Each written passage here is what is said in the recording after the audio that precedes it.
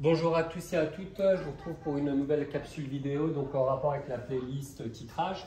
Alors cette fois-ci, contrairement à la capsule vidéo précédente, on va s'intéresser à un titrage qui aura un suivi donc conductimétrique, donc on a placé un conductimètre. Alors le sujet d'aujourd'hui va s'intéresser donc au titrage d'une solution aqueuse, donc la solution titrante, la solution titrée ou atitrée sera une solution aqueuse de chlorure de sodium, donc Na+Cl-, avec une concentration Ca qui est inconnue, et puis un volume prélevé qui est connu, on a mis par exemple 10 ml. Cette solution atitrée donc de chlorure de sodium sera titrée par une solution titrante de nitrate d'argent, contenant donc les ions Ag+ et Ne3-. Alors, par contre, les informations concernant la solution titrante sont connues, Cb et Vb sont connues.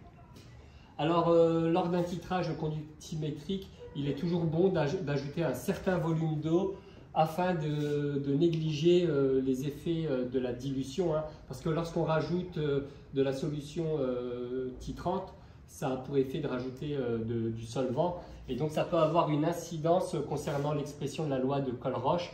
Et en fait, au lieu d'avoir des courbes très simples avec des segments de droite, on aurait eu des courbes un petit peu plus compliquées, on n'aurait pas eu des segments de droite. Donc là, un résultat à connaître, on rajoute de l'eau, suffisamment d'eau dans le milieu réactionnel pour négliger les effets de la dilution lorsqu'on ajoute la solution titrante, et afin d'avoir des segments de droite lorsqu'on voudra représenter l'évolution de la conductivité de la solution en fonction du volume de solution titrante versée. Et bien justement, l'objectif de la capsule vidéo d'aujourd'hui, ça va être donc au cours du titrage de prévoir donc l'évolution de la conductivité de la solution du milieu réactionnel. D'ailleurs, on a mis un petit œil pour montrer que notre attention se porte à ce niveau-là. Donc attention, lorsque l'on s'intéresse à l'étude de la conductivité d'un milieu réactionnel lors d'un titrage conductimétrique, il va falloir tenir compte aussi des espèces chimiques spectatrices ioniques. D'accord? Donc par rapport à ce sujet-là, il y avait des informations qui étaient données. Il était donné la réaction support du titrage, donc il était indiqué que les ions Cl-, donc les ions Cl- présents au niveau de la solution atitrée, réagissent avec les ions Ag+, les ions Cl- réagissent avec les ions Ag+, selon l'équation qui est au tableau. Donc Ag+ plus Cl- donne donc un précipité solide, AgCl, donc du chlorure d'argent, solide, espèce chimique non chargée. Et si on veut s'intéresser à l'étude de la conductivité de la solution, vous voyez qu'au niveau de ce tableau-là, on n'a pas fait apparaître que Ag+ et Cl-. On a aussi fait apparaître les espèces chimiques spectatrices ioniques, car elles aussi finalement, même si elles ne réagissent pas, elles ont quand même une contribution au niveau de la conductivité de la solution, car ces espèces chimiques ioniques conduisent aussi le courant électrique, transportent aussi donc le courant électrique. Il y a aussi d'autres informations qui ont été données. Il était donné les valeurs dans le système international des conductivités molaires ioniques, donc des différentes espèces chimiques chargées présentes dans le milieu réactionnel. Alors nous allons compléter ce tableau, et ça fait référence à la précédente capsule vidéo qui utilisait les tableaux d'avancement. Donc vous pourrez essayer de retrouver les valeurs qui vont être écrites en prenant une feuille de brouillon et en essayant de faire des tableaux d'avancement, donc avant équivalence, à l'équivalence et après l'équivalence. Mais nous allons écrire les résultats directement. Donc, que se passe-t-il donc avant l'équivalence?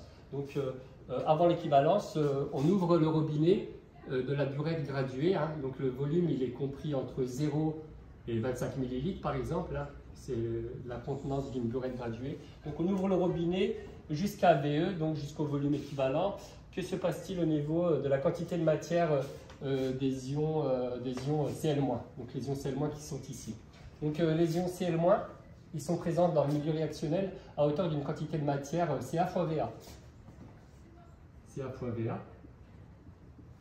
au départ, initialement, mais au fur et à mesure qu'on ouvre le robinet, il y a les ions Ag+, qui vont réagir avec les ions Cl-.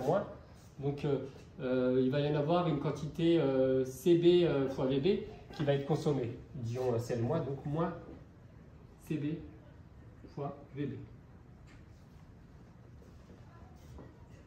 Donc au fur et à mesure qu'on ouvre le robinet, donc avant le volume équivalent, donc initialement il y a une certaine quantité de matière d'ions Cl-, et bien ils vont réagir au fur et à mesure donc avec les ions Ag+, donc il y en aura de moins en moins, donc leur quantité de matière va diminuer. Les ions Ag+, qu'on fait tomber dans le milieu réactionnel, eux réagissent totalement. Il s'agit d'un réactif en défaut, un réactif limitant, donc 0 mol, totalement consommé. Donc ici, il n'y a pas de contribution, ça reste à 0 mol, durant tout le temps où on ouvre le robinet, entre 0 et le volume équivalent. Alors, que se passe-t-il pour les ions nitrates? Les ions nitrates sont présents dans la burette graduée. Donc au fur et à mesure qu'on ouvre le robinet, les ions nitrates vont s'accumuler dans le milieu réactionnel et il y en aura donc une quantité de matière qui sera égale à Cb fois Vb. Et au fur et à mesure qu'on fait tomber le contenu de la burette, c'est une quantité qui va augmenter.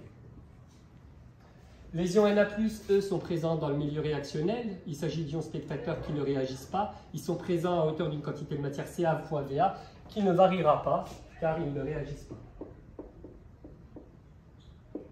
Alors faisons le bilan et intéressons-nous à la manière dont la solution, intéressons-nous pour voir de quelle manière le milieu réactionnel va-t-il conduire le courant électrique au fur et à mesure qu'on ouvre la burette graduée entre 0 et le volume équivalent VE.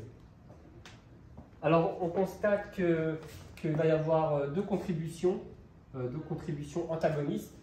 Les ions Cl-, eux, vont avoir une certaine contribution. La valeur de la conductivité molaire ionique dans le système international 7,6 qui va diminuer, donc une quantité de matière qui va diminuer. Et les ions nitrates, eux, qui vont aussi conduire le courant électrique, donc vont avoir tendance à augmenter dans le milieu réactionnel, à s'accumuler. Quelle est la contribution qui va l'emporter d'un point de vue conductivité de la solution ionique, enfin au niveau de la conductivité du milieu réactionnel? Il suffit de comparer les valeurs des conductivités molaires ioniques des ions chlorure, 7,6, avec la conductivité molaire de l'ion nitrate, qui vaut 7,1. On constate que la contribution, il n'y a pas une très grande différence, mais tout de même, on constate que la contribution qui va l'emporter, c'est la contribution des ions Cl-. Donc je vais encadrer quand même la contribution qui va l'emporter, bien qu'il y ait deux effets antagonistes. La conductivité molaire ionique des ions Cl- est plus importante que celle des ions nitrates. Donc la conductivité globale de la solution va diminuer, alors légèrement, hein, parce que il y a l'effet antagoniste de l'ion Na3-, donc une légère diminution.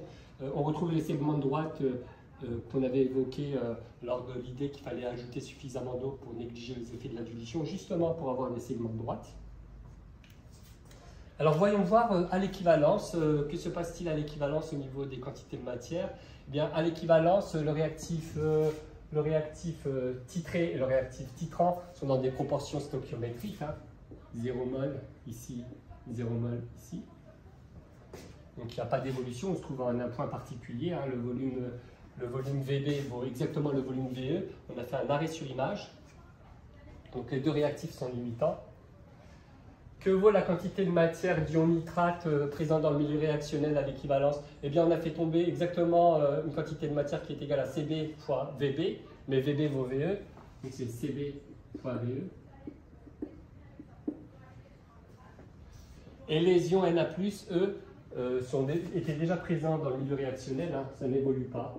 Tout le long du titrage, il n'y aura aucune évolution.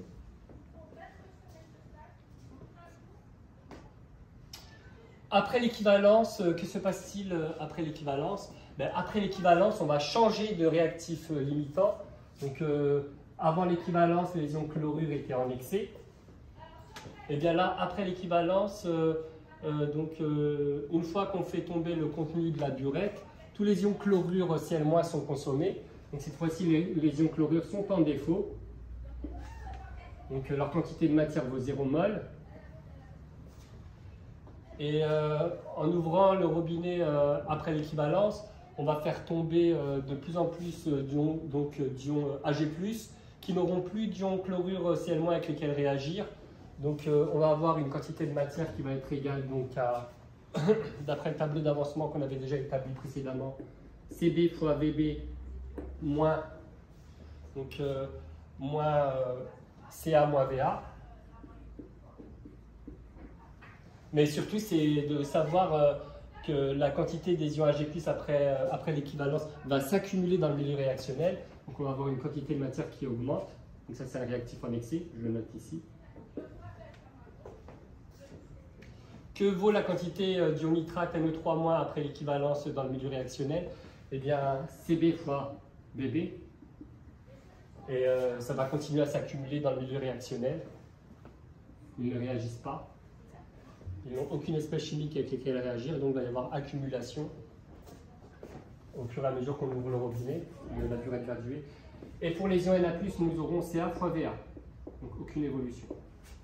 Faisons le bilan de la conductivité globale de la solution après l'équivalence.